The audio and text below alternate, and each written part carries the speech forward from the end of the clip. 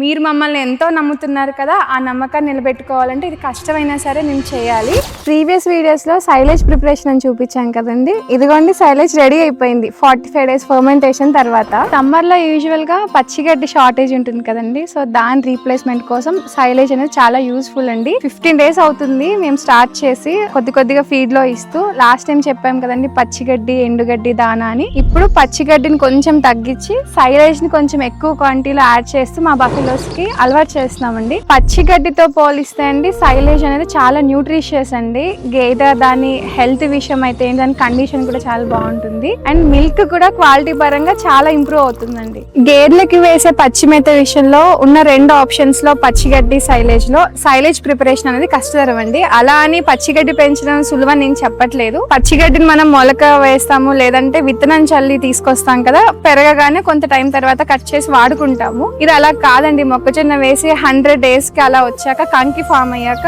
మొత్తం దాన్ని పంటంతా తీసుకొచ్చి కట్ చేసేసి ఇందులో వేసి మిషన్స్ తో తొక్కిచ్చేసి గాలి వెలుతురు తగలకుండా అలా పట్టాలతోటి కవర్ చేసేస్తామండి. మళ్ళా 45 days ఆగుతాం ఫర్మెంట్ అవ్వడానికి. ఆ తర్వాత యూస్ చేసుకుంటాం. ఇది ఎంత కష్టమైన ప్రాసెస్ అయినా గేదెల హెల్త్ కి కానీ మిల్క్ మంచి క్వాలిటీ హై ప్రోటీన్ మిల్క్ రావడానికి చాలా యూజ్ అవుతుంది కాబట్టి మేము దీన్ని చూస్ చేసుకున్నాము. నార్మల్ గా సైలేజ్ బయట కూడా దొరుకుద్దండి, మీరు కూడా చూసే ఉంటారు. ఇంత బండిల్స్ లా వైట్ రోల్ చేసి ఉంటుంది కదండి, అవి కూడా యూజ్ చేయొచ్చు.